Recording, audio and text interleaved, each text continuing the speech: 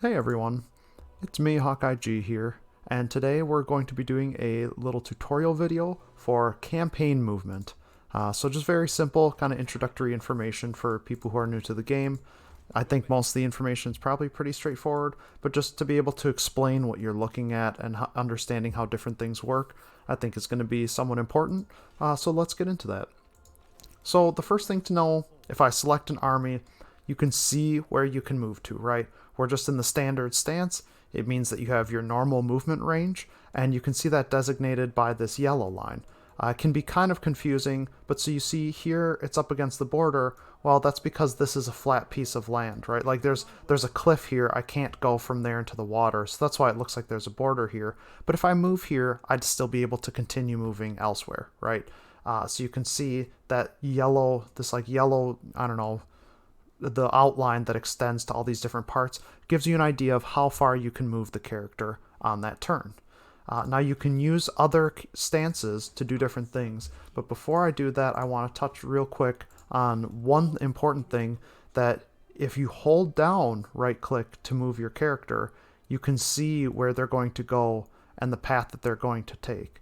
I think this is useful for a lot of reasons, the most important of which is that if you look in the bottom left, you can see that it shows you the actual percentage of movement space that you will have remaining once you make that move. That's important because different stances require campaign movement range remaining to adopt them, right? So you can see a couple of examples here. So what that means is you can use this as a way to kind of maximize your movement without losing the ability to go into the stance that you wanted to use. Now, sometimes there's issues with it where if you have a hero in your army that extends your campaign movement range, it can kind of give you like a misread where if I move out to 52%, but it might not let me in camp. But I wouldn't worry about that too much. It doesn't happen that often. If it does happen to you, maybe you just adjust your preferences a little bit. But it's not something to worry about. It's just something to be aware of that it can happen, right? So another thing you can do though, so if I hold this right click, one of the things that I sometimes do, I don't usually give armies multiple turns worth of move orders unless I know that I'm not going to look at them for a while, but I can still use this as a way to determine, okay, if say I want to get over here in 3 turns, well, where should I move them to this turn, right? Is it like here or here or here the best spot? Do I place them right on this, what looks like the road here, or do I really move them to this corner? Well, if I go further out, it kind of shows you, okay, actually, this spot right here is probably the optimal spot, right? So it's just kind of a little trick you can use. And if you notice, the last little trick is if I either go back to the flag for that character and release my right click, or if I'm holding right click and I left click, that will take you out of that. So if you're about to like misclick on something, or you are like trying to judge something, or you've selected an army that you don't intend to move, or you're about to do the wrong thing with it, and you like are already holding right click, you can use either of those methods to kind of take yourself off of that committed action. The last thing that you might want to know is if I do accidentally right click, I can press the backspace button to immediately stop what they're doing. And that will also cancel, like if I were to move this hero out of range here, and you see it's got this like second turn worth of movement queued up. Once it gets there, I can press backspace to cancel whatever orders it has, right? So even after a unit has made its move, you can use the backspace to cancel the orders that it currently has. So again, I could use maybe that same method of, oh, I want to move this unit out, way down here, and once it hits that point, then I don't have to like try to forcibly place the optimal movement myself. But if I do this to erase the order, now on my next turn, I'll still get the notification in the bottom right that says, Lord not moved on that turn.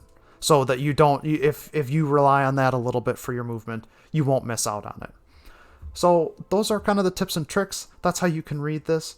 The next thing to cover is what stances are like. Now, every race in the game will have the march stance, and actually that's kind of attributed to the first point we were talking about. You can see this kind of fainter outline with the dashed white line here. that represents how far I can move in march stance.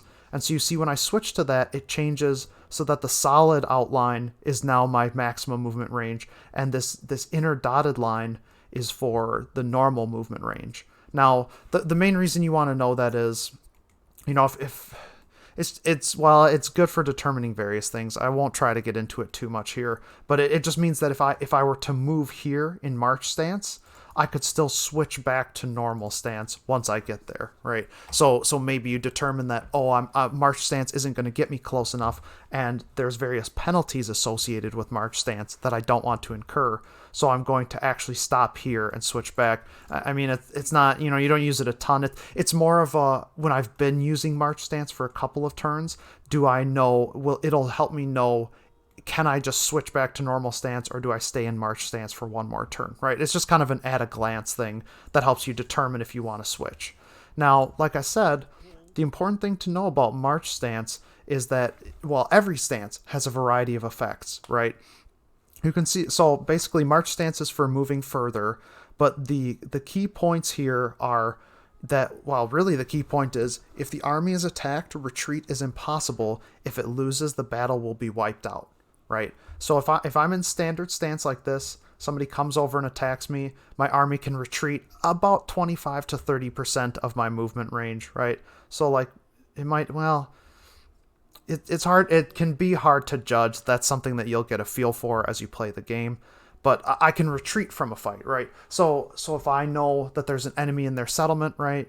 I might move just to where I think the edge of their movement range is. They attack me and I retreat, and now maybe they even have to march back. But if I'm in march stance, I can't dodge a fight. If I get attacked, I have to take the fight. In addition, you get this penalty where your vigor in battle is tired. Now, morale is a system I'm not going to cover in this video, but basically it means your units move slower and they don't fight as well. So not only are you unable to retreat and your entire army dies if you lose the fight, but you'll also have a harder time fighting, right? And now, keep in mind that the same penalties apply if you're in normal stance and you do retreat from a fight once, or even if you take a fight in normal stance and you lose it. If you lose a second fight on the same, with the same army without kind of getting a refresh on it, that army will still die, right? So if you attack somebody and they retreat and then you're still able to hit them a second time, it's treated as though they're in march stance. So they still have those same penalties. The last thing to know is that in this stance, I can't initiate. It says battle initiation disabled.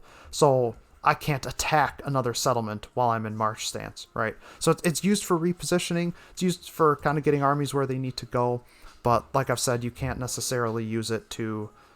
there's a lot of things that you can't... It's a little bit risky, right? So you just have to be careful not to kind of blindly march into enemy territory and take a lot of damage. It's used for covering ground in places that you know are safe.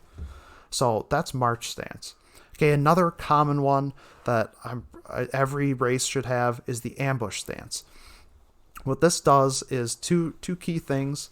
One, first of all, it prevents you from moving. You can't move while you're in ambush stance. But so you want to, right, it says you need 25 movement range remaining to adopt it. So you want to use your movement range, get to the point, or position yourself where you want the ambush to take place, then use the stance, right? It essentially makes you, it makes you invisible on the campaign map, right? You'll see the AI do it and their army will just completely disappear. Now, as the human, you can watch them do it, so you kind of know where it is, but the AI will behave as though they don't know that it's there, right? The AI will not keep track of that. In addition, in an ambush battle, when the battle is triggered, you essentially catch them on the march through an area, right? And so that allows you to deploy your troops. It gives you a much better deployment zone where you can essentially surround them from the start without them being able to do anything about it. So it gives you significant advantage in battle, right?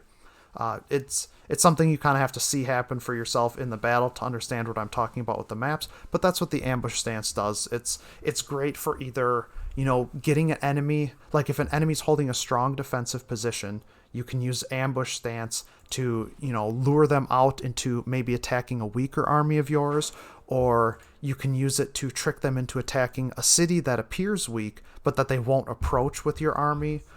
So stuff like that is what you would kind of use it for, and you'll get a sense for that as you play.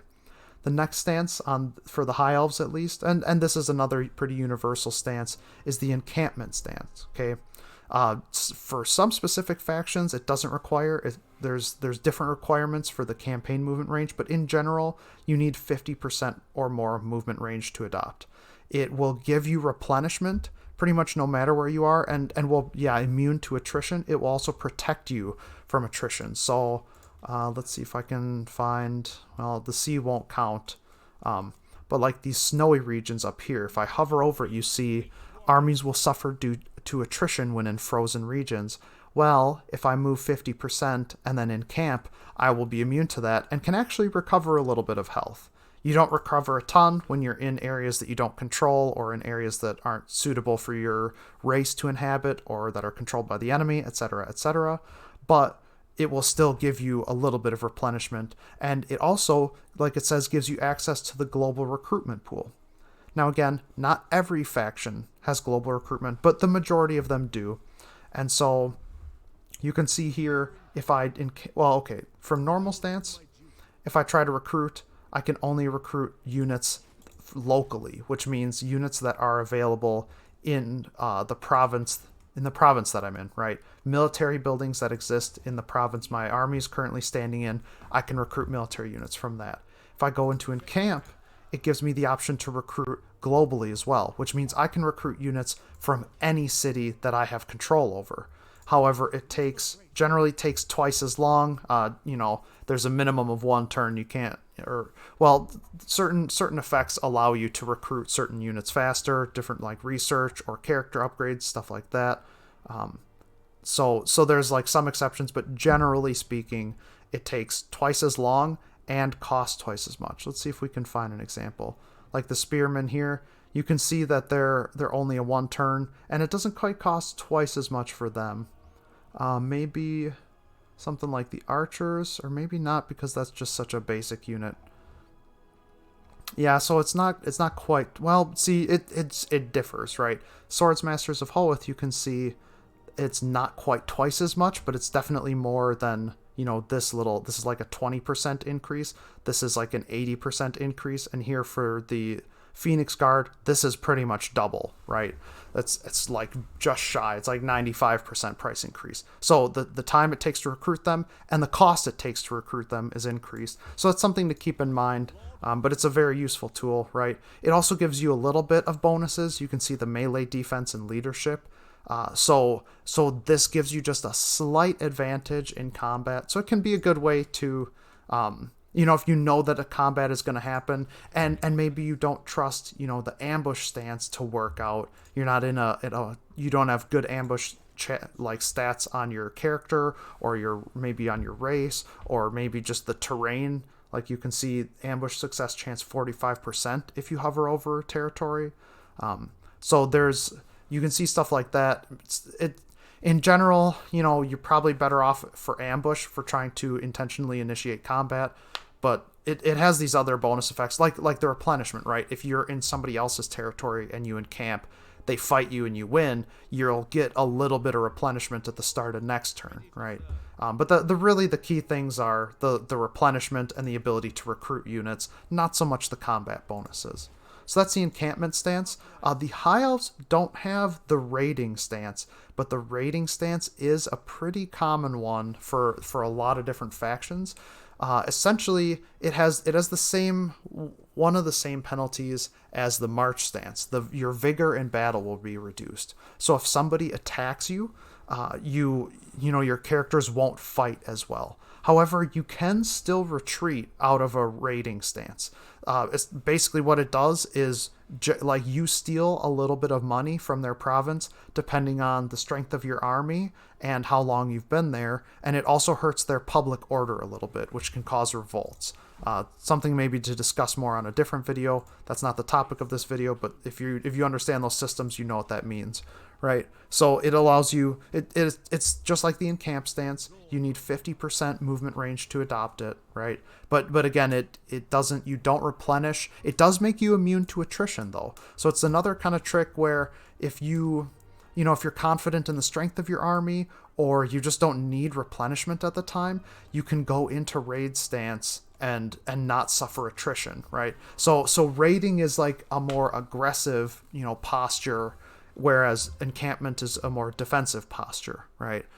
But you can use it to. The other thing is you can still move in raid stance. So you can see like I have to unencamp on my turn and then move and then re-encamp. But with raiding stance, you can still just move. And in fact, in raiding stance, you can also attack, right? So it makes it kind of interesting.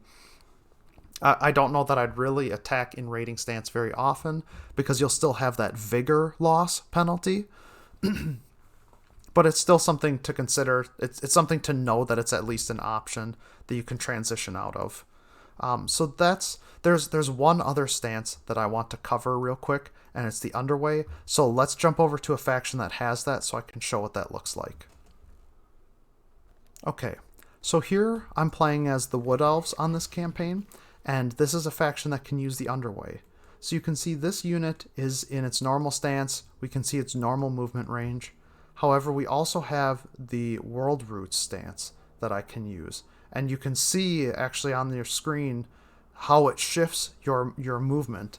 It basically it's a bit more of a fixed thing where it's not affected by terrain, right? Like if I try to run through, like you can see, look at the increase from the marching there versus like out to here, right? Different kinds of terrain has a different impact on the distance that you can move through it, right?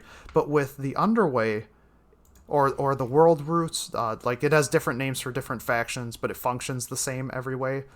You have a fixed movement range, right? So you can move to like whatever the distance is in any direction. Doesn't matter what kind of terrain you have.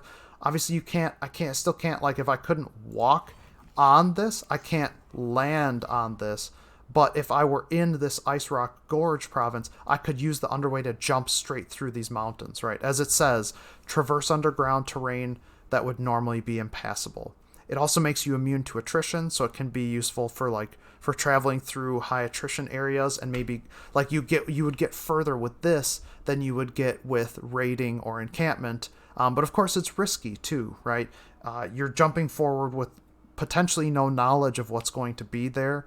Again, you can't really, like it says here, interception's a little different, but you can see you're kind of placing yourself forward. So the interception, right?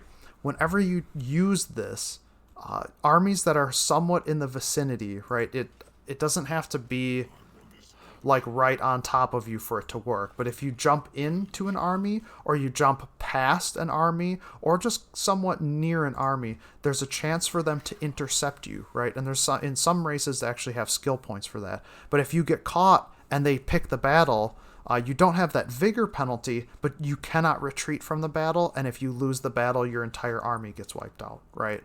So it's just something to be aware of. It's something to be aware of because it's not accessible to most races.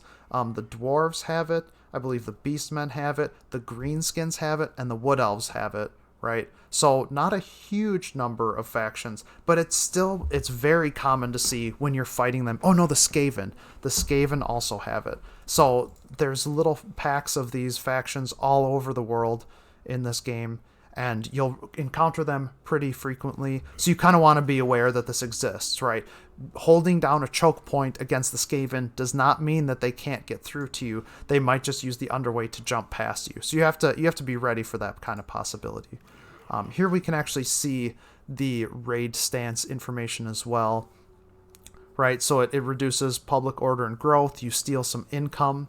It reduces your campaign movement range, but this means that you can still kind of, like if you go into raiding stance, you can still move at 75% distance instead of like going back to normal stance, moving to 50, and then going back into raid. Also it has diplomacy penalties. Hopefully that would kind of be obvious.